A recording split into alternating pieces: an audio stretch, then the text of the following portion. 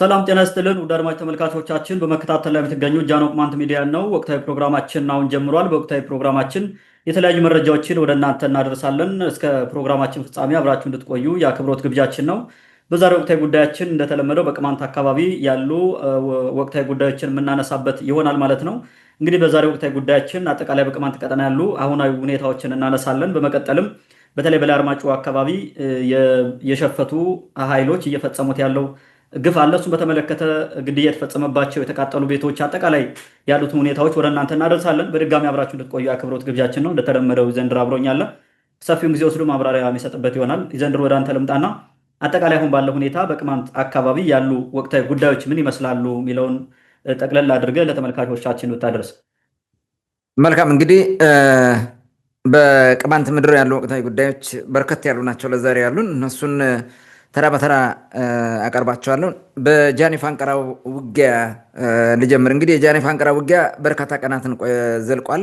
ባለፈው የነ ማሮ ኪዴ ቡድን ወደ አለግና ሙና የሚባለው በተለይ አለግ አሙሲት የምትባል ቀበሌ ከተማ ገብተው ሚሊሻ ከገደሉ ጊዜ ጀምሮ የወረዳው ባለስልጣናት መከላከያ እንዲገባ ጠይቀው መከላከያ ገብቶ ውጊያዎች ሰንብተው ነበረ። ያ ውጊያ አሁን ቁሟል። ኦልሬዲ ትላንት ከሰዓት በኋላ የለም። እዛ ገብቶ የነበረው መከላከያ ሞቷል ማለት ነው። የመጀመሪያ ዙር መከላከያ ገብቶ ኃይል ጨምረኝ ስላለ መሳሪያም ኃይልም ጨምረው እንደገና ትላንትና እዛ አካባቢ ያባረሯቸዋል ማለት ነው። ተጨማሪ በዛኛው በኩል ኢቭን ከእንቃሽ ምናምን ከባቢ ፋኖ መጥቷል ይባላል። የነ መሳፍንት ቡድን ነው ምናምን ይባላል። አይ ዶንት ቲንክ ሶ። ዙሮ ዙሮ ግን ከታች ተጨማሪ የመጣ ኃይል ነበረ። ባለፈው እንደዘገብ ነው ማለት ነው። ቅዳሜ ዕለት ተጨማሪ ነበረ። መከላከያው ላይ ጫና ፈጥረው ነበረ። ያው በዚህኛው ኃይል ተጨምሮ ግን ኦልሞስት ከአካባቢው ይዞት የነበረውን ቦታ አስለቅቀዋል ማለት ነው። መከላከያው ዛሬ ተመልሶ ወደ ጎንደር ሄዷል። እንግዲህ በሰነበተው ውጊያ እስከ ትላንት ከሰዓት እንደዘለቀ ነበረ። የፋኖና የነማሩ ኪዴው ቡድን ያው አካባቢውን ለቆ ሄዷል። ቅድም እንዳነሳሁት ነው። የነማሩ ኪዴ ቡድን ከአካባቢው ሸሽቶ የአማራ ፋኖ የሚገኝበት ወደ ሳንጃ ወረዳ የሚባለው ወደ ታች ሄዷል። ተቀላቅሏ ማለት ነው። ወደዛ ሩቅ ቦታ ሄዷል። በዛ ምክንያት ውጊያው ቆሟል ማለት ነው። ውጊያው እንዳበቃ መከላከያው አሳፋሪ ተግባርን የፈጸመው አሳፋሪ እርምጃ ወስዷል። ሁለት አሳፋሪ እርምጃዎችን ነው የወሰደው። በተለይ አንደኛው የሽፍታው ቤተሰብ ናቸው፣ ሽፍታው ጋር አብረው ያሉ ወይም እነማሩ ኪዴ ጋር አብረው አሉ የተባሉ ወይም እነማሩ ኪዴ ዘመድ ናቸው የተባሉ ሰዎች መርጠው እዛ ውስጥ ያሉ ልጆችም ስም ተይዘው ወላጆች ናቸው በሚል ታስገባላችሁ አታስገቡም ፈርሙ፣ እኛ እንዴት አድርገን እናስገባለን ጠግቦ ይወጣን በምን ያሉት እና አቅም የሌላቸው ምንም ማድረግ ማይችሉትን የአምስት ሰዎችን ቤት በሰታው ደግሞ ሄዷል። የአምስት ገበሬዎች ንጹሐን ገበሬዎች ልብ በል እንግዲህ ቤተሰብ ልጅ ምናምን የሚባል ነገር አለ እንዳለ ከነ ንብረት ከነ እህላቸው ከነ ምናቸው ነው የሚያወድሙት ማለት ነው። አሳፋሪ ወለጋ እዚህ በፊት ስናየው የነበረው ትግራይ ስናየው የነበረውን አይነት ነገር ዛሬም እዚህ ገብቶ እንዲህ አይነት ስራ ሰርቶ ሂዷል ማለት ነው። ባለፈውም የጭልጋ ወረዳ ሚሊሻ ዋርካጌ የሚባል ቦታ ሄዶ ልጅ ሽፍታ ስለሆነ ብሎ የአንዱ ምስኪን ገበሬ ቤት አውድሞ ሄዷል። የትኛው ህግ ፈቅዶላቸው እንደሆነ እኔ ግራ ገብቶኛል። ስርዓትና ህግ አልባ መሆኑን የሚያሳይ ነው። በጣም የሚያሳዝነው። ሌላው ከዚህ ጋር በተያያዘ አንድ ሐኪም ነበረ እዛ አካባቢ፣ በኋላ በዝርዝር እንመጣበታለን። ሐኪሙንም ማነው ብርሃን መከተም የሚባል ሰውዬ ነበረ። የእሱን እንዲሁ ቤቱን ንብረቱን እንዳለ በሳት አቃጥለው ሰውየውን ገለውት ሄዱ። ነፃ እርምጃ ማለት ነፃ እርምጃ።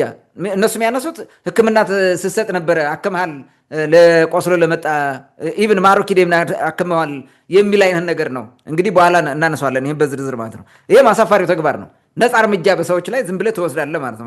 ነፃ እርምጃ በጣም አሳዛኝ ነው ይሄ ራሱ ማለት ሰዎቹ ችግር ካለባቸው ወንጀለኞች ከሆኑ ወደ ፍርድ ቤት መውሰድ ነው። ወደ ፍርድ ቤት ቢሄዱ እንደማይቀጡ ያውቃሉ፣ እንደማይታሰሩ ያውቃሉ፣ ህግ እንደማይጠይቃቸው ያውቃሉ። ስለዚህ ዝም ብለህ ነፃ እርምጃ ትወስዳለህ። የወረዳ ባለስልጣን የሚነግረውን የሚያዘውን እዛ ቁጭ ያለ ማለት ነው እንዲበቀልለት የሚፈልገውን ያስመታል እየዞረ ማለት ነው። ሰዎቹ እየጠቆሙ ነው እከሌ እያሉ የወላጅ ናቸው እነዚህ ምናምን እያሉ ያስመቱት። ይሄ ደግሞ ቀጣይ አካባቢ ምን እንደሚያደርገው ሜይ ቢ በኋላ ልናነሳው እንችላለን። በጣም አስቸጋሪ ሁኔታ ነው። እንግዲህ ትላንት ጠዋት በነበረው ውጊያ በአካባቢው ታዋቂ የነበረውን ይህን ሰውዬ ነው የገደሉት። ብርሃኑ መከተ ሐኪም ነው። ከዚህ በፊት የተለያዩ ቦታዎች ነበረ። ምናልባት በኋላ ዝርዝር አለን ይመስለኛል፣ እዚህ እሱ እናነሳዋለን። መከላከያው ከቀጠናው ወጥቶ ወደ ጎንደር ሂዷል።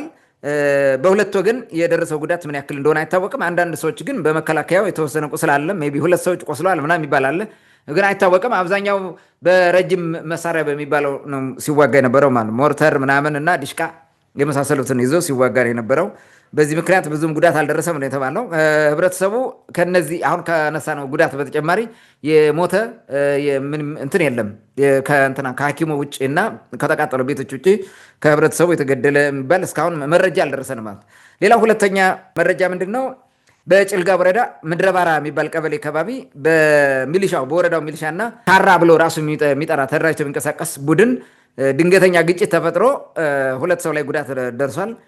አጋጣሚ ነው ብለዋል። ጠብቀው ሳይሆን አጋጣሚ ይሄም ሲሄዱ ተገናኝተው ነው የተዋጉት። ካራ ቡድን አመልጧል፣ ግን አንድ ሰው ተገሏል። ካራ ቡድን ሙቀት ታመነ የሚባል ልጅ 10 ጎራሽ የያዘ ነው። እሱን ገለው መሳሪያ ወስደዋል ብለዋል። ከሚሊሻ ደግሞ አንድ ቆስሏል። በረከት አቦሃ የሚባል ሰው ወይም ሚሊሻ ቆስሏል ማለት ነው። ሌላ አሁንም ጭልጋ በተመሳሳይ ጭልጋ ጎዶ ሞላሊት የሚባል ቀበሌ ትላንት ሌሊት ማለት ነው ምሽት ገብተው ጥቃት ፈጽሟል። ይሄ በዛ በኩል ያለው የጎዶ ሞላሊት ድንበር ነው በአማራና በቅማንት መካከልና አማራ አካባቢ የመጣ ታጣቂ ፋኖ ብሎ ራሱ የሚጠራ ነው ብለውኛል። ያ ሰውየውን አፍነው አንድ ገበሬ አፍነው በጥይት ገለው መሳሪያውን ይዘው ሄደዋል።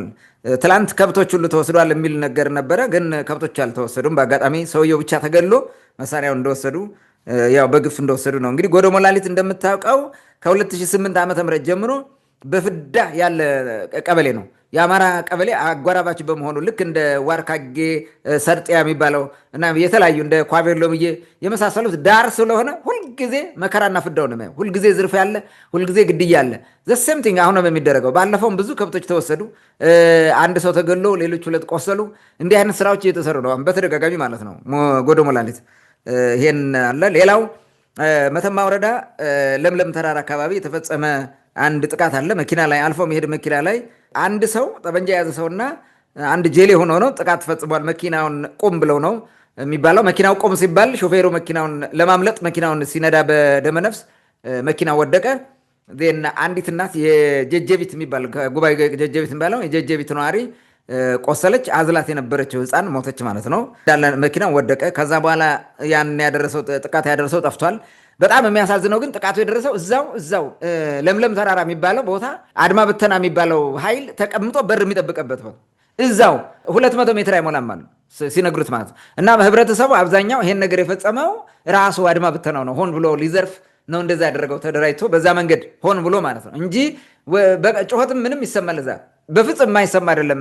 እነሱ ያሉት 3 ቃዳ አይሆንም ነው ያሉት። 3 ቃዳ ማለት 100 ሜትር እንኳን አይርቅም፣ ከዛ የሚበልጥ አይደለም።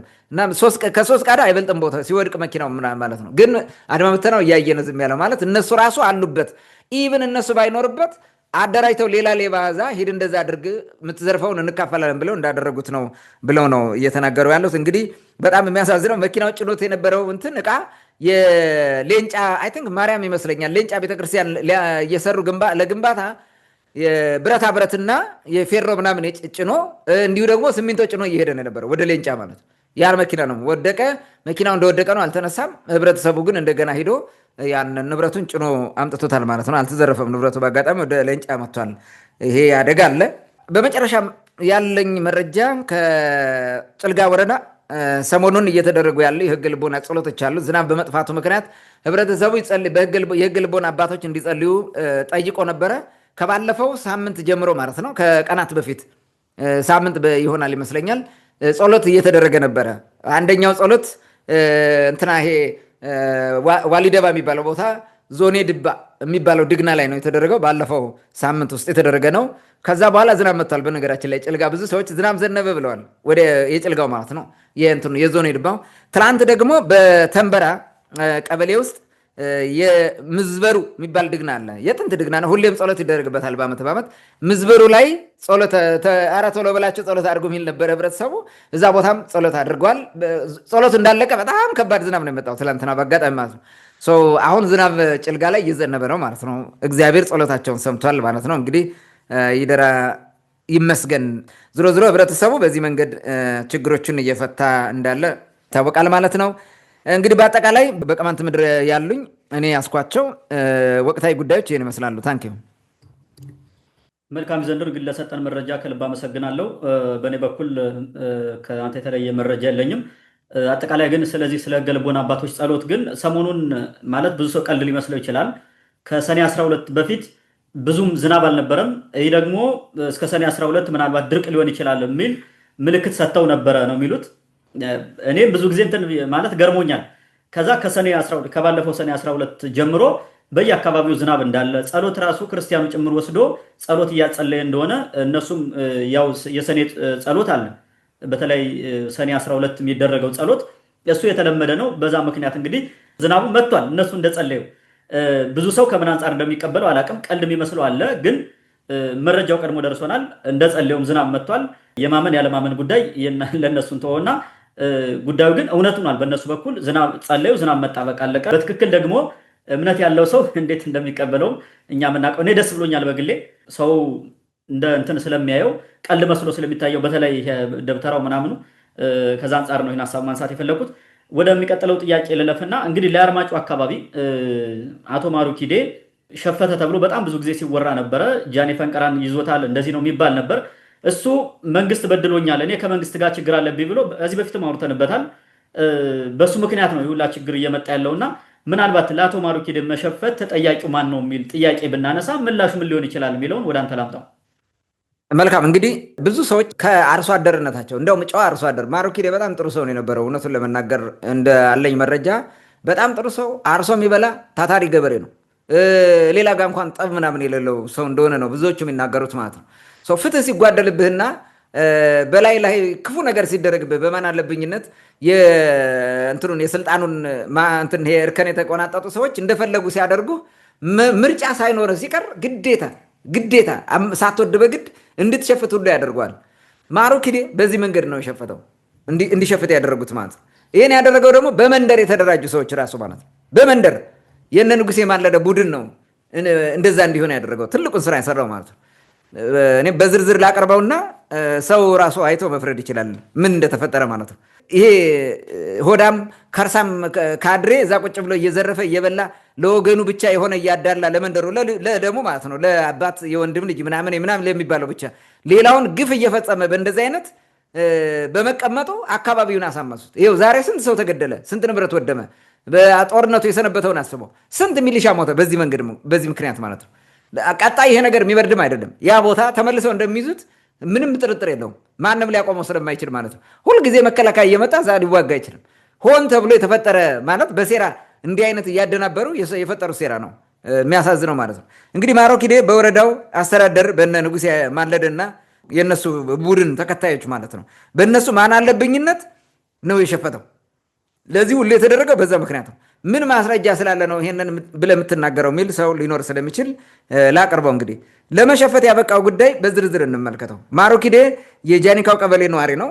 በ2007 ዓ.ም ቁም ነገር መብራቱ የሚባል እዛው የጃኒካው ቀበሌ ነዋሪ የሆነ ግለሰብ የማሩ ኪዴ ልጅ የሆነ እምብልዋ የሚባል ቦታ ወይም አንዳንዱ አበልዋ ይሉታል፣ አበልዋም ይሉታል፣ እምብልዋ ነው። ኦኬ ከተማ አለ። እዛ ከተማ ላይ በጊዜያዊ በሆነ ግጭት በጥይት እግሩን ይመታዋል። አምቦ ላይ ይሆናል አይዶን ነው። በጥይት ይመታዋል። ሰው በጥይት ሲመታ እንትኑ ልጁ ሲመታ መቼው ተነስቶ ወደ የት ነው ሄደው? ትክልንጋ ወደ ትክልንጋ ሄደው ተቀመጠ። ትክልንጋ ሄደው የተቀመጠበት ምክንያት የሚሊሻ ኃላፊው የትክልንጋ ማለት የላይ አርማጭሆ ወረዳ ሚሊሻ ኃላፊው የሆነ የእንትና የማን ነው ማንዴ ወልዴ የሚባለው የሚሊሻ ኃላፊ እንትኑ ነው፣ ዘመዱ ነው፣ ቤተሰቡ ነው፣ የራሱ ቤተሰብ። ስለዚህ ሄዶ ተደበቀ። ወንጀል ፈጽሞ ወንጀል ህግ አስከባሪው ሚሊሻ ጽህፈት ቤት ኃላፊ ደበቀው ወስዶ ማለት ነው። ልጁን መጥቶበት ማለት ነው።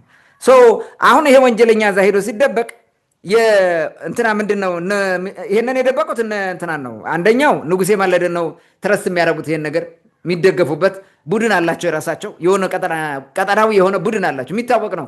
ትክልንጋ ለአርማጭሆ ስልጣን ምናምን የሚይዙት ቡድንተኞች አሉ። መንደርተኞች ማለት በመንደር ተደራጅተው እንደዛ የሚያደርጉት እናውቃቸዋል።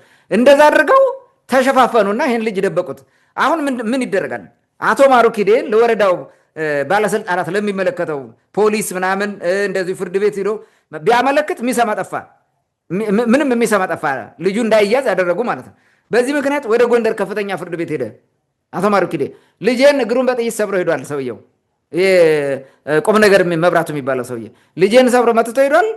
ወረዳውን ባልሰማኝ አለ። ዜን ወደ ፍርድ ቤት ወደ ከፍተኛ ፍርድ ቤት ሄዶ ወደ ፍርድ ቤት ሄዶ ከሰሰ ማለት ነው። ለከፍተኛ ፍርድ ቤት ሄዶ ይከሳል። የክስ መዝገብ ቁጥር አለው። ቅድም እንደነገርኩት መግለጥ ይቻላል። 02 34 590 ነው የክስ ቁጥሩ ማለት ነው። የክስ መዝገብ ቁጥሩ ማለት ነው። በ2014 ዓመተ ምህረት ከሂደት በኋላ ረጅም ጊዜ ተጓቶ የከፍተኛ ፍርድ ቤት የሚባለው ፍትህ ሰጠ። ሰውየው ተይዞ አልቀረበም። በሌለበት የ7 ዓመት እስራት ፍርድ ይፈርዳል ማለት ነው ከፍተኛ ፍርድ ቤቱ። ይህን ተከትሎ የወረዳው የሚሊሻ ጽህፈት ቤት ኃላፊ የሆነው አቶ ወልዴ ማንዴ ወልደ ማርያም ወይ ወልዴ ቤተሰብ ነው። በነገራችን ላይ የልጁ ቤተሰብ ነው። የቁም ነገር መብራቱ የሚባለው ቁም ነገር መብራቱን ወስዶ ሚሊሻ አስገባ። አስታጥቆ ማለት ሚሊሻ አደረገው። ወንጀለኛ ነው ተመልከት። ከፍተኛ ፍርድ ቤት ወስኖበታል።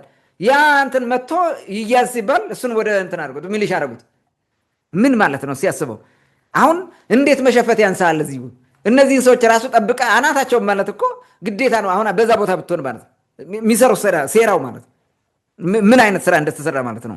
በእንደዚህ አይነት ሰዎችን ገፍተው ከዛ ደግሞ እነዚህን ወንጀለኛ እያለ ቤተሰቦቻቸውን ሁሉ በሳት እንዲቃጠሉ የሚያደርግ እየተረገመ ባለስልጣናት ነው ተሰብስበው ያለው። እንግዲህ አቶ ማሩኪዴ ሰውየውን እንዲያዝ የከፍተኛው ፍርድ ቤት ወስዶ ለወረዳው ቢሰጥ በዚህ መንገድ ሲሄዱበት ምን አደረገ? በ2014 ዓመተ ምህረት በዛው ዓመት ውሳኔውን ይዞ በመከላከያ ሰራዊት እንዲያዝለት ለመከላከያ ሰራዊት አቤት አለ ሄዶ ፍርድ ቤቱ ለመከላከያ ሰራዊት እንዲጽፍ አድርጎ ወረዳው ነው ይሄን መያዝ ያለበት።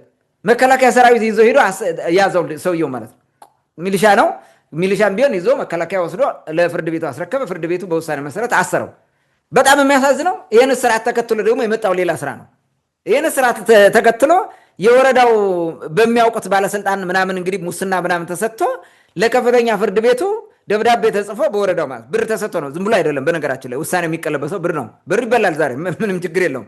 ይከፈላል። ትልቅ እንትን ብር ተከፍሎ ይሄ እንትን ከታሰረበት እንዲፈታ አደረጉት ማለት ነው። ምንድነው ያሉት? ሄደው በቃ አሁን ከሰውየው ጋር ከጉዳተኛው እንትን ይሄ ከአቶ ማሩኪዴ ጋር ሽምግልና አድርገን በሽምግልና ስለምንፈታው ልጁ ደግሞ የተፈረደበት በሌለበት ስለሆነ ፍቱልንና እናስታርቃቸዋለን ብሎ አጭበርብሮ ማለት ብር ሰጥቶ ነው። በዛ መንገድ ይታረቃሉ በሚል ፍርድ ቤት ፈታ ማለት ነው። ይሄ ሴራ እንደሆነ ታውቃለህ። በምንም መንገድ እንዲህ ሊያደርግ አይችልም ፍርድ ቤት ማለት ነው። በፍጹም ይሄን የሚያደርግበት እንትን ይሄ ሞራሉ የለውም። ኤኒዌይስ ሰውየው እንደገና ተፈታ ማለት ነው። ፈትቶ አምጥተው ሚሊሻነቱን አስቀጠሉት። ይሄን ከሰውየው አምጥተው ማለት ነው። መከላከያ ካሰረው በኋላ እንደገና ወስደው እንትን አደረጉት ማለት ነው። ሚሊሻ አደረጉት። አሁን ከዚህ በኋላ ማሩኪዴ ፍትህ አገኛለሁ ብሎ ሲታገል የነበረው ሌላ ችግር ተፈጠረ። ምን ሆነ? ማሩኪዴን መፈለግ ማለት ነው። በደመኝነትና ምናምን መፈላለግ ተጀመረ። አሁን ለመገዳደል ፍለጋ ተጀመረ ማለት ነው። ከተበዳይ ማሩኪዴ ጋር ምንም አይነት ሽምግልና ሳይካሄድ ቀረ። በማን አለብኝነት አደረጉት። ምን አባሽ ታመጫለሽ የሚል ማለት ነው። ምክንያቱም ባለስልጣኑ ምናምኑ ሁሉ ከዛ ከወገኑ ጋር ሆኖ ማለት ነው። የራሱን ዘመድ እየተከላከለ ማለት ነው። በጡንቻ ስልጣንን ተመከተ። በስልጣን መባለግ ማለት እኮ ይሄ ነው። ከ2016 ዓመተ ምህረት ጀምሮ እስከ ቅርብ ጊዜ በተደጋጋሚ ማሩኪዴ ላይ ዘመቱበት ማለት ነው። የወረዳው ባለስልጣን ሚሊሻ እያደራጀ ዘመተበት። በተለይ ለ2016 ይመስለኛል 2017 እንደዚህ 2 ጊዜ የተደረገው ዘመቻ በጣም ከባድ ነበረ። ይህን ጊዜ ነበረ ማሩኪዴ ራሱን ለመከላከል ውጊያ ጀምረው ማለት ነው። መሸፈት የጀመረው በዚህ ጊዜ ነው። ያኔ መጀመሪያ ሊይዙ ስም ተዋጋ። የሚመታ ሚሊሻ ምናምን ተመታ፣ እሱ ተረፈ። ሁለተኛም ሄር ተመታ። በአጠቃላይ 10 የሚሆኑ ሚሊሻ ተመትቷል በማሩኪዴ ማለት ነው። ማሩኪዴ ስል እንግዲህ አብረው ያሉ እንትኖቹ ወንድሞቹ ምናምን ይኖራል አብረው የሸፈቱ ወደ 10 የሚሆን የቆሰለም የሞተም አለ ማለት ነው ከመንግስት የጸጥታ ኃይል። በዚህ ሁኔታ ነገሩ ተካረረ። እነሱም በተከታታይ ፍለጋውን እንደዚህ እንገላለን የሚለውን ነገር ሰላማዊ መንገድ ከመከተል ይልቅ ማሳደር ሲጀምሩ ማሩኪዴ የሚባለው ሰላም ለማግኘት ወይንም ደጀን ለማግኘት ወደ አማራው ቀጠና ይሄድና ከፋኖ ጋር አብረው ይነጋገራል ማለት ነው። አብረው ለመስራት በዚህ መሰረት አብሮ ለመስራት ይስማማል። ያን ካደረገ በኋላ ተደረጃጅቶ እንደገና ጃኒካው የሚባል ቀጠና ተቆጣጠረው ማለት ነው። የወረዳው ባለስልጣን ሚሊሻ የሚባለው ጃኒካውን ለቆ ወጣ፣ ተሸነፈ። ያ በተደጋጋሚ ይህንን የተመለከተ ዘግበነዋል። እኛ ይህንን በዝርዝር አናውቀውም ነበር ከዚህ በፊት ማለት ነው። ግን ችግሩ እንዳለ ሆን ተብሎ የወረዳው እንትን ኢፍትሃዊ በሆነ መንገድ ሂዶ ችግሩ እንደፈጠረው ከዚህ በፊትም አቅርበነዋል። ግን ዋና ነገሩ በዚህ መንገድ ነው የተፈጠረው ማለት ነው። ፍትህ ፍለጋ የሄደን ገበሬ አርሶ አደር ፍትሃዊ የሆነ ማለት ፍትህ እንዲያገኝ ከማድረግ ይልቅ የበለጠ በዛ ላይ ደግሞ ሌላ ግፍ ፈጥረህ እንትን ስታስመርረው ከዚህ ላይ ሌላ ለምን አያደርግም? ለምን ከፋኖ ጋር አይቀለቀልም? ለምን የበለጠ ነገር አያደርግም? ከዚህ በላይ ማለት ነው። እንዲህ ነው ግፍ የሚሰራው። በመንደር ስትደራጅና በአካባቢ በጎጠኝነት ስትደራጅ በዘመድ ምናምን ተደራጅተህ በስልጣን ስትባልግ የሚመጣው ነገር ይሄ ነው። ትልቁ ችግር የተፈጠረው እንግዲህ ይሄ ነው። የወረዳው የተጠናከረ ጥቃት ለመከላከል ሲል ነው እንግዲህ ይሄን ያደረገው። ማሩኪዴ አካባቢውን ወጣቶች አደራጅቶ ከሱ ጋር ሄዱትን ማለት ነው። አካባቢውን ሙሉ በሙሉ ተቆጣጠረው። እነ ማሩኪዴ የሰሩት የተሳሳተ ጥፋት ቢኖርም ማለት ማድረግ ያልነበረባቸው ነገር አለ። እስካሁን የተደረገውን የራስ መከላከል ነው ብዬ ነው የምወስደው። ያደረገው ነገር እኔም በሆን ከዛ በላይ ያደርጋለሁ። ያደረገው ነገር ማለት ዝም ብለህ ስትመለከተው ማለት እንዳትፈርድ ማለት የወረዳው ባለስልጣን ምናምን እንዳትከሰው ከላይኛው ባለስልጣን ጋር ሆኖ ነው የሚሰራው። እነ ንጉሴ ማለደ ከክልል ድረስ ተደራጅተው ነው የቅማንትን ጥያቄ በማፈን በማጨናገፍ ስራ ሲሰሩ ነው የኖሩት እኮ ከነ አገኘሁ ተሻገር ከነ ምናምን ጋር ሆኖ ነው። ዛሬም ዞን ላይ ያሉ ጽንፈኞች ጋር ሆኖ ነው ይሄን የሚያደርጉት የነበረው ሲያደርጉ የቆዩት ማለት ነው። የስ እንደዛ ነው። አሁንም የዚህ ሰውዬ ላይ የተደረገው ይሄ ግፍ ነው። ቅማንት ላይ የተፈጸመው ግፍ ሌላ ግፍ ነው። እዚህ የተደረገው አይኑን አፍጥጦ ማለት ነው። አይኑን አፍጥጦ ይሄንን ስንመለከተው እንግዲህ ጥፋቱ የማን ነው ብለህ ጥያቄ አንሳ። አንደኛ ጥፋቱ በመንደር የተደራጀ በዛ ቀጠና ያሉ በቀጠና በቡድን ሆነው ማለት ነው። ጃኒካው ቀበሌ ብቻ አይደለም፣ በዛ አካባቢ እነ ንጉሴ ማለደ ያሉበት ቀበሌም ሌላውም ምናምን እንዲሁ ነው ተደራጅተው በጥቅማ ጥቅም ማለት ነው።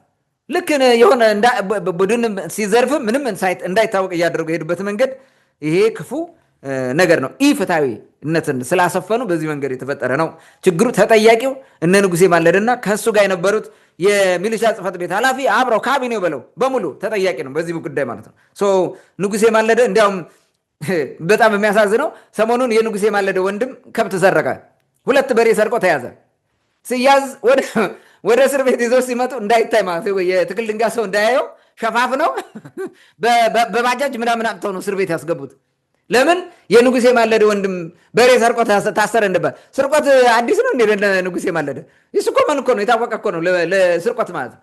ይኸው ባለስልጣን ሆነው በስርቆት አይደለ እንዴ ዛሬ የዞን የግብርና ጽሕፈት ቤት ኃላፊ ምናምን ሆኖ የተቀመጠው ያን ሁሉ ግፍ እየፈጸመ በጣም የሚያሳዝነው ማለት ነው። እነዚህ ሰዎች ናቸው መሪ ሆነው የሚቀመጡት። መሪ ሆነው ያላደረጉት ነገር እኮ የለም። ግፍ ማለት ነው ማንሳት ስለማንፈልግ እንጂ ብዙውን እንተወው እዚህ ጋር ማለት ነው። በዚህ መንገድ የተሰራው ስራ በጣም የሚያሳዝነው። ንጉሴ ማለደ በትክል ድንጋይ ላይ ብዙ የተፈጸሙ ክፋቶችና ጠማማ ስራዎችን ሰርቷል። እንግዲህ ጊዜ ሲመጣ ተጠያቂ መሆኑ አይቀርለትም።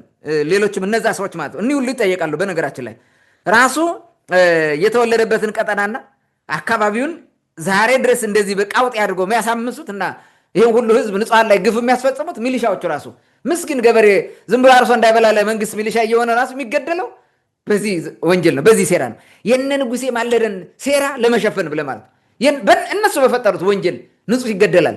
ምስኪን ሐኪም የለ ምን የለ ይገደላል በዚህ ደረጃ ማለት ነው። ይሄ በጣም አሳፋሪ ነው። ፍትህ እንዳይረጋገጥ ወንጀለኛን ሚሊሻ አድርገህ መመደብ ትልቅ ወንጀል ነው። ይሄ ያስጠይቃል ነገ ማለት ነው። በዚህ ጉዳይ መጠየቃቸው አይቀርም። ወቅቱ ሲያልፍና ነገር ሲመጣ ነገር ሲረጋጋ የህግ የበላይነት ከመጣ እነዚህ መጠየቃቸው አይቀርም ብዬ አስባለሁ። ከፍተኛ ፍርድ ቤቱ መነቀፍ አለበት። ኢቭን ራሱ መጠየቅ አለበት። ለምንድን ነው ልንታረቅ ነው ብሎ ደብዳቤ ጽፎ ምናምን ሲመጣ ለምንድን ነው እስር ቤት እንዲለቅ ያደርገው? ወህኒ ቤት እንዲለቀው ለምን ፈቀደ? ለምን? የሚታወቀው እንዴት መሰለ የምትፈታው ምን ሲሆን ነው? ይፈታል እናስታርቃለን ምናምን ስላለ ሳይሆን የታረቁበትና መታረቁን ተስማምተው በፊርማ ይዘውት የመጡት ወረቀት መጥቶ ነው የሚፈራው። ከፍተኛ ፍርድ ቤት የሚፈታው እንደዛ ነው። በቃ ከታረቃችሁ ብሎ ማለት። ይሄ ግን እናስታርቃለን በሚል ገና በተምኔት ማለት እንደዛ በማድረጉ የሆነውን ነገር ተመልከተ። የራሱን አስተዋጽኦ አበረከተ ማለት ነው። አካባቢው እንዲበጠበጥ ማለት ነው። ሀገር እየታመሰች ያለችው በዚህ አይነት ኢፍትሐዊነት ነው። የትኛውም ቦታ ማለት ፍርደ ገምድል በሆነ አካሄድና ይሄ ዘመዳ ዘመድ ምናምን ኒፖቲዝም በሚባለው በሽታ ስለተወረሩ ነው። እንግዲህ የነ ማሩኪዴ ጥፋት ኦኬ፣ ጃኒካው ከባቢን ያዙ። የራሳቸው መንደር ነው። ኦልሬዲ ከዚህ በፊት ይዘው ከተቀመጡ ለምን አርፎ አይቀመጡ? ለምንድን ነው እስከ አይነት ውሃ እስከ አለግ እየሄደ ግዛት ማስፋፋት የተፈለገው? እንደዛ ሲያደርግ ዝም የሚለው ይመስላል እንደ መንግስት። እንደዛ ስታደርግ እኮ ወደ ከተማ ነው የምትመጣው። መንግስት ዝም ይልሃል እንዴ? ያንን የምትቋቋምበት ኃይልም የለም። ሲጀመር ምን ይጠቅማል እንደዛ ማድረግ? ኦልሬዲ ሸፈተ። አካባቢውን ሚሊሻ ለቆል ወጥተል አርፈ ቁጭ ብትልስ ምን አለ? ይሄ ትልቁ በደል ይሄ ነው። በአካባቢው ራሱ ብዙ ጥፋት እንዲጠፋ ማድረጋቸው ይሄ ትክክል ነው ብዬ አላስብም። እንዲህ አይነት ነገሮች ማለት ነው መታረም ያለበት ነገር ይሄ ነው። ከዛ ውጭ ግን ለመብት መታገል ለእኔ ትክክል ነው። ምንም ምርጫ የለም። እኔም በሆነ በዛ በኩል እንደዛ ነው የማደርገው። ይልቅ አሁን መደረግ ያለበት ምንድን ነው የሚለው ላይ ልናገር። የወረዳው አስተዳደር እንደገና ቁጭ ብሎ ይሄን ነገር ቢገመግመው ማለት ነው። በእርግጥ አሁን ጥፋት ፈጥሯል። ይህን ሁሉ እያስደረገ ያለው ዛሬ ላይ ያለው የወረዳ እንትንም ይህን ነገር ግምት ውስጥ አስገብተህ ከእነሱ ጋር ተሸማግለህ ታርቀህ ነገሮችን ማርገብ ይመስል በሄዱበት የጥፋት መንገድ ነው ይሄ ሁሉ የመጣው ማለት ነው። አሁንም በሽማግሌ መሸማገል ነው ያለበት። እኔ ማሮ ኪዴ እንዲያውም መካስ ነው ያለበት ብዬ አምናለሁ። መካስ አለበት ባደረጉት ግፍ ማለት ነው። ኦኬ ከዛ በኋላ በተፈጠረው ነገር የተገደሉ ምናምን ተጠያቂው የእንትን ነው የአስተዳደሩ ነው የወረዳው እንትን ነው። ለእኔ አሁን እነ ማሮ ኪዴ ተጠያቂ ሊሆኑ አይችሉም። እየሄድክ ኢፍትሐዊ የሆነ ነገር ወሰንክበት፣ በግፍ ፈጸምክበት፣ ግፉን ሊከላከል ሲመጣ እየሄድክ ዘመትክበት፣ ተዋጋ፣ አለቀ። ሜቢ ዘምቶ አይነቱ አካባቢ ወይ ማለግ ላይ ላደረጉት የነ ማሮ ኪዴ ቡድን ተጠያቂ ነው ብዬ አስባለሁ። ለዛኛው ማለት ነው ሂዶ አታክ ላደረገው። ከዛ ውጭ ግን እየሄደ ለሞተው ማሮ ኪዴን ይዛለሁ እያለ ለሞተው ግን ተጠያቂው ወረዳው ነው። ለምን በግፍ ነው እንደዛ ያደረጉት የሚል ነገር አለኝ። ሰው በአጠቃላይ በጣም የሚያሳዝነው ነገር በእንደዚህ አይነት ንጹሐን ዜጎች መከራ አይተው ስንት እኮ ተፈናቅሏል እዛ አካባቢ። በዚህ ምክንያት ኩንጂባ፣ ጃኒካው አካባቢ የሚባሉ ብዙ ሰዎች እንትን ወጥተው ለቀው ትግል ድንጋና አርባባ ነው ያለው ገበሬው ራሱ። ዛሬ እንኳን እህል በሚያዘምርበት ቦታ ሰዓት ነው ጦርነት የሚካሄደው እዛ አካባቢ ማለት ነው። በጣም ያሳዝናል። መልካም ዘንድሮ እንግዲህ ስለ አቶ ማሮ ኪዴ እኔም እንደዚህ አይነት መረጃ ብዙም አልነበረኝም። በዚህ አጋጣሚ ከዚህ በፊት ምናልባት ተሳስተን እሱን እንትን ያልንበት ያላግባብ ተጠያቂ አድርግንበት ካለም ይቅርታ መጠየቅ ጥሩ ነው። ከዛ ውጭ ግን ሰሞኑን አለግና ሙና ላይ በነገራችን ላይ ሰውየው እንዲገባ ያደረገው አባውደው የሚባሉ ትልቅ ሽማግሌ የእህቱ ባል ይመስለኛል ቤቱን አቃጥሏል። በነገራት ሚሊሻው ማለት ነው ይሄ በመንግስት በኩል ያለው ሚሊሻ እና እንደገና ደግሞ ሌላም ያባውደው ወንድሙን ወይም እንደዛ ነገር የሁለት ሰው ቤት ሲቃጠል የሱ ዘመዶች ቤት ነው የተቃጠለው። እንግዲህ ቅድም አንተ ካልከው አንጻር ከሆነ በመንግስት በኩል ለምሳሌ ቅድም ስታነሳቸው የነበሩ ሰዎች እሱን ልጁን ያቆሰሉበት ወገን ነው ማለት ነው ይሄን ያደረገው።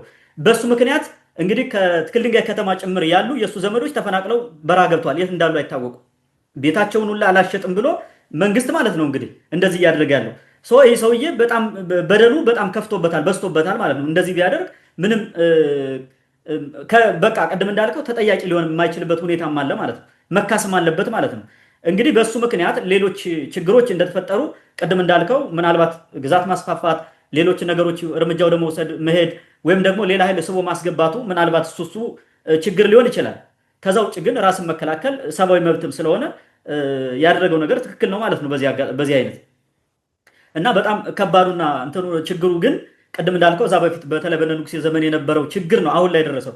እኔ በዚህ አጋጣሚ አንድ ሀሳብ መጨመር የምፈልገው አሁን ያለው የወረዳ አስተዳዳሪ አቶ አትርሳው የሚባለው እንግዲህ አንዳንድ ሰዎች የተሻለ ሰው ነው ችግሮችን የመፍታት እንትን አለው ይላሉ። ይህን ችግር እስካሁን እንዴት እንዳልፈታው አላውቅም። ምናልባት እነዛ ቆልፈውት ስለሄዱ እሱም በሱ በዛ ቦታ መጥቶ ሲገባ እኛ የጀመርነውን አስቀጥል ተብሎ ካልሆነ በስተቀር እንደዚህ አይነት እንትን የመፍታት ችግሮችን የማረም እንትኑ አለው፣ ንሆ አለው፣ ሀሳቡ አለው፣ ስራው መስራትም ይችላል ይላሉ። እኔ በዚህ አጋጣሚ ለምን እስካሁን አልፈታውም ነው። ከዚህ በኋላም ቅድም እንዳልከው በሽምግልና ይሁን በድርድር ይሁን የዛን አካባቢ ሰላም ለማድረግ ከአቶ ማሮ ኪዴ ጋር ያለውን ችግር አሁንም ቢፈታው የተሻለ ነው። ምክንያቱም መከላከያው ወጥቶ ከሆነ ነገ ተመልሶ ይመጣል፣ አሁን ተደራጅቶ ይመጣል። ምክንያቱም ቅድም እንዳልከው እዛ የነ መሳፍንት ቡድን ጭምር መጣ ማለት ከተማውን የመያዝ ፍላጎት አለ በነገራችን ላይ ያኛው ቡድን።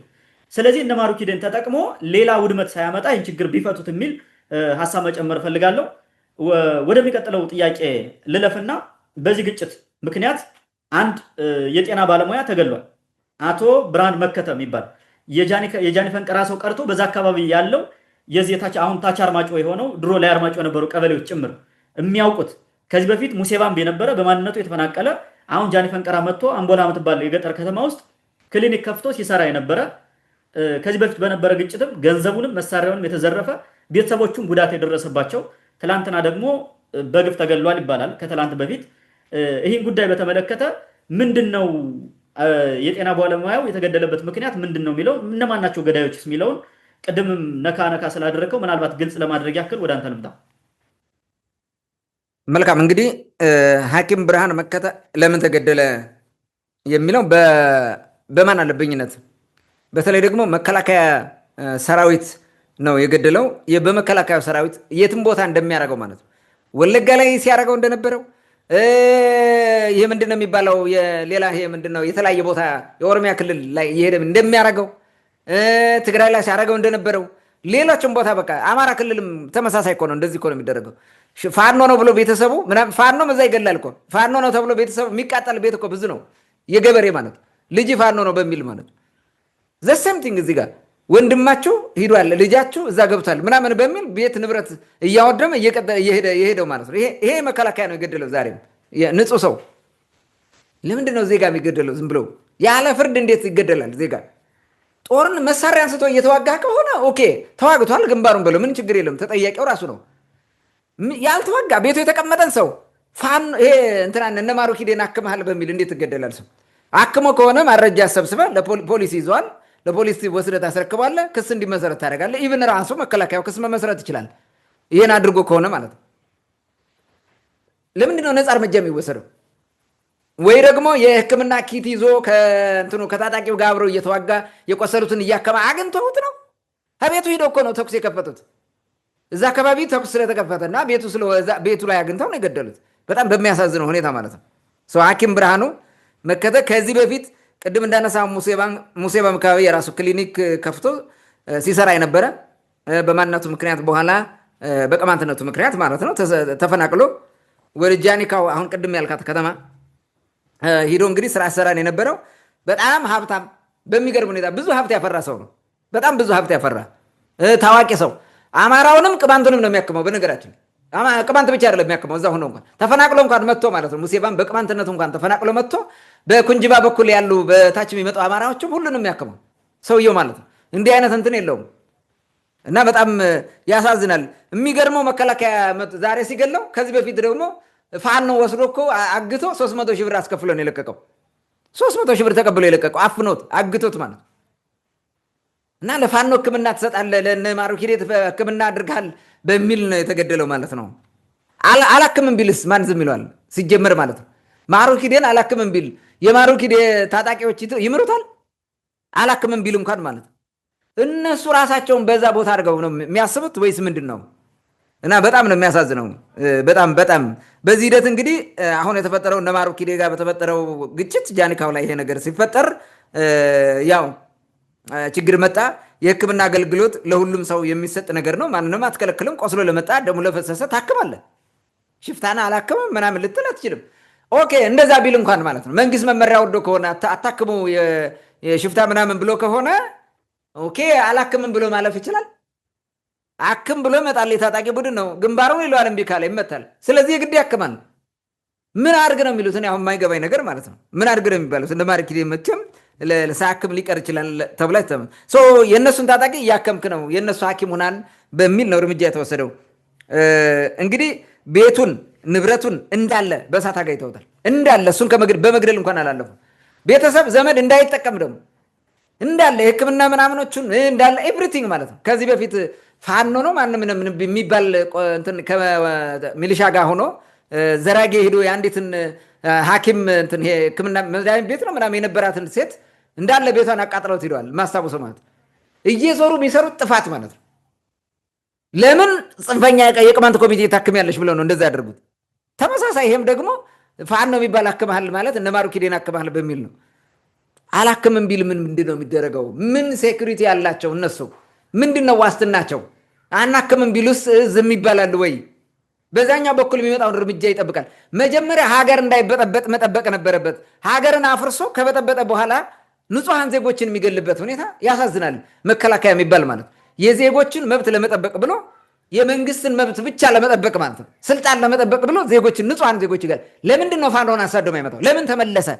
ከጃኒካው ለምን ተመለሰ? ሩጦ ማለት የአይራም ከንበውን ብለው በዛኛው ወርዛ የሄዱበት ማለት ነው። ቀጥል እስከ እንቃሽ ቆላ ወገራ ሄደ። ለምን አሳድር ለምን አትመጣም? ንጹህ ገበሬ ገለህ ትሄዳለህ። በጣም የሚያሳዝን እኮ ነው። እንዲህ አይነት ነገር ከሀገር መከላከያ የምትጠብቀው ነገር አይደለም ጭራሽ ማለት ነው።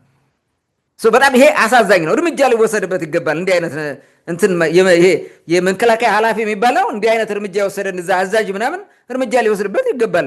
ንጹሐን እንደዚህ እየገደለ እየሄደ ትልቅ ድል ያመጣ ይመስለዋል እንዴ? አንድም ታጣቂ እኮ አልገደሉም። አንድም ታጣቂ አላቆሰሉም። አሁን ከማባረር ውጭ ማለት ግን ንጹህ ሰው ይገላሉ። በጣም የሚያሳዝነው ማለት ነው። ስለዚህ ከዚህ በፊት በፋኖ ታግቶ 300 ሺህ ብር ከፍሎ የመጣ ሰው ፍዳውን እያየ ያለ ሰው እንዲህ አይነት ነገር ማድረግ ትክክል አይደለም። እንግዲህ ለብርሃኑ መከተ መገደል ዋናው ተጠያቂው ደግሞ የወረዳው ባለስልጣን ነው። የወረዳ ባለስልጣን ነው። ምንድነው በተደጋጋሚ እየደወልን ውጣ ከሱ ከባቢ ብለን ነግረነዋል። እርሱ ግን እዛ ስላለ ህብረት እንትን አልወጣም አለ። ስለዚህ አብሮ እየሰራ ነው የሚል የውሸት ማስረጃ ማለት ነው። ወዶ ፈቅዶ ከነሱ ጋር እያደረገ እንዳለ ልውጣ ቢልስ ንብረቱን ጥሎ እንዴት ነው ይወጣል? አሁን እንዴት ነው የሚወጣው? ማን ያስወጣዋል? ያለች ህክምና እሷ ናት። እዛ አካባቢ ህክምና ማጣት አይፈለግም። ህብረተሰቡ ምን ጥለን አትውጣ ይለዋል። ስለዚህ ምንድን ነው የሚያደርገው? አልወጣም ማለት እወጣለሁ ቢል አይገሉትም? እዛ ያሉት ታጣቂዎች ሽፍታዎች አያስሩትም? ተመልከት። ከራሳቸው ፍላጎትና የራሳቸው እሳቤ ውጭ ወጣ ብለው የማይመለከቱ ማለት ነው። ሁልጊዜ የራሳቸው ያሉት ነገር ብቻ እንዲሆን፣ ሌሎቹ በአንድ ውሳኔ ላይ ያላቸው ኮምፎርት ዲስኮምፎርት የማይታይበት ማለት ነው። ማገናዘቢያ የሌላቸው ማለት ነው። እና ይህ አሁን ተጠያቂ ናቸው እነዚህ የወረዳ ባለስልጣናት ዛሬ ላይ ያሉ ወረዳው የሚመሩ ሰዎች ራሱ ይህ ለዚህ ተጠያቂ ናቸው ብዬ አስባለሁ። ባለስልጣኑ ቤትክንና ንብረትክን ጠቅልለህ ጥለህ እንትን ይዘህ ውጣ ምናምን ብለውት እንደነበረ እሱ ደግሞ መውጣት እንደማይችል በተለያየ ምክንያት ህብረተሰቡ ሕክምና ማግኘት አለብን ስለሚል ስለማይፈቅድለት፣ ህብረተሰቡ ብቻ ሳይሆን የዛ አካባቢ ያለው ነማሮ ኪዴም እንዲወጣ አይፈቅዱለትም። ስለዚህ በዛ ምክንያት አይወጣም። ልውጣ ቢልም ራሱ አይወጣም ማለት ነው። ጠፍቶ ሁሉን ነገር ጥሎ በሌሊት ሾልኮ ካልመጣ በስተቀር ማለት ነው። እንደዛ አድርግ ከሆነ ደግሞ የሚመጣውን ንብረት ጥሎ ሲወጣ ደግሞ እነዛ ንብረቱ ምኑን ያወድሙታል። ስለዚህ ሰውየው በዛ ምክንያት እዛ ተቀምጦ ቀርቷል። አሁን ግን የመጨረሻው ደግሞ የሞት ጽዋ አጋቱት ማለት ነው። በጣም የሚያሳዝነው ብርሃኑ መከተ በቀላሉ መልቀቅ አይችልም ባነሳሁት ምክንያት ማለት ነው። በሁለት እሳት መካከል ሆኖ ሲጠበስ የቆየ ታግቶ 300 ሺህ ብር ሲከፍል የቆየ አሁንም እኮ ብዙ ብር እንደሚቀበሉት ምንም ጥርጥር የለውም እኮ አምጣ እያሉ ማለት ነው። የሆነ ነገር እንደሚያደርጉት ይሄ ግልጽ ነው። ከፍሎ ምናምን ነው የሚኖረው ሰርቶ ራሱ ማለት ነው። በዚህ መንገድ የነበረን ሰው ነው። ዛሬ እንግዲህ በድንቁርና መከላከያው ነፃ እርምጃ ወሰደበት። ዜጋ ላይ ነፃ እርምጃ ማለት ለዛም ህብረተሰብን የሚያገለግል ዜጋ ላይ የድንቁርና እርምጃ ወሰደበት። በጣም የሚያሳዝነው ማለት ነው። ይሄ ነገር ቀጣይ ተጨማሪ መዘዝ ይዞ እንደሚመጣ ገምታለሁ። መዘዝ ማለት ነው። የብርሃኑ መከተ ዘመዶች ዝም ይላሉ? ይሄን ነገር ማን ነው ጠቁሞ ያስገደለ? ማን ነው እንደዚህ ያለ? ይመጣና ይጠናል እኮ ይሄ እኮ የኛ ካልቸር ነው፣ እናውቀዋለን። ካልቸሩ ራሱ ማለት ነው። እነዛን የማሩ ኪዴን ቤተሰቦች ቤት እየጠቆመ ይሄ ነው እየጠቆመ እንዲቃጠል ያስደረገ ሰው ዝም ብለ እንትን ይላል ያርፋል ይመስላል። እስከሚሞት ድረስ እርምጃ ይወስድባቸዋል። ሆን ተብሎ እየቆሰቆሱ እዚህ ውስጥ አድርሰው አካባቢውን አመሱት። በቃ ወደማይፈታ ችግር፣ ውስብስብ ችግር ውስጥ ከተቱት። የሚያሳዝነው ማለት ነው የቅማንት ህዝብ አርፎ እንዳይቀመጥ በራሱ ከርሳም ልጆቹ ነው እንዲህ አይነት ችግር ውስጥ የወደቀው ማለት ነው። በጣም እንትን ነው ነገር ሰርቶ የሚያስገድለው ሰው በደንብ መፈለጉ አይቀርም። በርካታ ወጣቶች ደግሞ ይሄን ነገር ሲመለከቱ የማሩ ኪዴ ዘመዶች በሙሉ ሁሉም ይገባሉ፣ ሄደው ከሱ ጋር ይታጠቃሉ። ቀስ በቀስ ትልቅ ድርጅት ይመሰርታል። ማይፈታ ይሆናል ማለት ነው። ቀጠናውን ችግር ይሆናል። ህብረተሰቡ ሰላም አያገኝም። በእንደዚህ አይነት ነገር የተሄደበት መንገድ መፍትሄ የሚያመጣ አይደለም። በቀላሉ መፍታት ነበረባቸው። እኔ እንግዲህ ቅድም ማነው የወረዳ አስተዳደር ብላ ያነሳው እኔ ብዙ አላቅም። ጥሩ ሰው ነው ሲባል እሰማለሁ። በብዙ ነገር አይ ቲንክ ጥሩ ነው።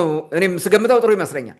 ባለፈው መከላከያ ወደዛ እንዲገባ ሲጠየቅ ህብረተሰቡ አይገባም ያለበት መንገድ በሰላም እፈታዋለሁ ብሎ እንዲሁ ሊሆን ይችል ብዬ አስባለሁ። አሁን ዛሬ ላይ ሆኜ ማለት እንደገና ሪከንሲደር ሳደርገው ሀሳቤን ማሰብ ጀመርኩኝ። እንደዛ ማለት በዛ ሊሆን ይችላል። ግን ነገሮቹ እንትን እናልኩት እነ ንጉሴ ማለደ የሚባለው ከርሳሞች የሰሩት ስራ ቀላል አይደለም። ያደረጉት የተበተቡትና የፈጠሩት ችግር ማለት በቀላል የሚፈታ አይደለም። አንዴ ነገሮች ሁሉ ተበላሽተዋል። ብዙ ሰው ሙቶበታል። በቀላል የሚፈታ አልነበረም። በዛ ምክንያት ይመስለኛል አሁንም የሚቻል ከሆነ ፖሲቢሊቲው ካለ እንዲታረቁ ማድረግ ነው። እንደ ማሩ ኪዴን የመሰሉ ታጋዮችን አፍርተ አካባቢውን እንዲጠብቁ ከፋኖ ጠብቀው ከህዝቡ ጎን እንዲሆኑ ነው መደረግ ያለበት። ወረዳውን እንዲህ የሚጠብቁ ጀግኖች ማድረግ ነው ያለብህ እንጂ እዚህ ከተማ ለከተማ እየዞረ እየሰከረ ሲፈልግ የሚዘርፍ ሚሊሻ ምናምን ሰብስቦ ማለት ነው እየሄደ እንዲህ አይነት ሴራ መስራት ትክክል አይደለም። ያ የሚሊሻ ጽሕፈት ቤት ኃላፊ የሚባል ሰውዬ ራሱ እርምጃ መወሰድ አለበት። አይ ቲንክ የተቀየረ ይመስለኛል። በእነ አበበ አስሬ የተቀየረ ይመስለኛል። አበበ አስሬ ደግሞ የባሰ ሌላ እንትን ነው አጭበርባሪ ጠበንጃ ሲሸጥ የነበረ ሰው ነው። አሁን መጥቶ ያስገቡት ማለት ነው። ኤኒዌይስ ያ ወረዳ አያልፍለትም በብዙ ነገር።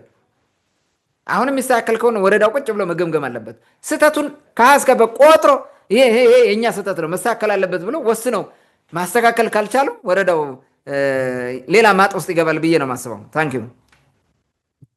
መልካም ዘንድር በመጨረሻ ላስተላለፍከው መልእክት ከልብ አመሰግናለሁ። ምናልባት አንድ ሀሳብ ማንሳት ፈልገው የወረዳው ሚሊሻም ቢሆን ቤተሰብ አለው፣ ልጅ አለው፣ ቤት አለው፣ ትዳር አለው። እነዚህ ልጆች ወይም ደግሞ እነ ማሩ ኪዴ ያሉበትን ቡድን ሂዶ ለመምታት ለማሳደድ ይሆን ሂዶ እንትን ሲል ወዶ አይደለም ተገዶ ታዞ ነው የሚሄደው። የጥይት ማብረጃ ለምን ይሆናል? ለምን እርስ በርስ እንገዳደላለን? አሁን እኮ በዛ በኩልም ላለመሞት የሚጋደለው ቅማንት ነው። በዚህ በኩልም በመንግስት በኩል ያለው ህግ ለማስከበር ታዞ ሂዶ እንትን የሚለው ቅማንት ነው። ለምን እርስ በርስ እንገዳደላለን ነው። ከግል ጉዳይ ተነስቶ ወደ መንግስት አጀንዳ መጥቶ እንግዲህ የግለሰቦች ችግር የነበረው አሁን መንግስታዊ አጀንዳ ሆነ ማለት ነው። ስለዚህ መንግስት ይህን ችግር እዛ አካባቢ ያለ ባለስልጣናት ይህን ችግር በውይይትና በድርድር ፈትተው አካባቢውን ሰላም አድርገው እና አቶ ማሩ ኪዴንም ካሳም ካለ ተክሶ ለምን አካባቢው እንዲጠብቅ አይደረግ የሚለው መሰመር አለበት ብዬ አስባለሁ። ውድ አድማጭ ተመልካቾቻችን ለዛሬ የነበረን ወቅታዊ ውይይት ይመስል ነበር። ስለተከታተላችሁን ከልብ እናመሰግናለን። መልካም ጊዜ ሁላችሁ።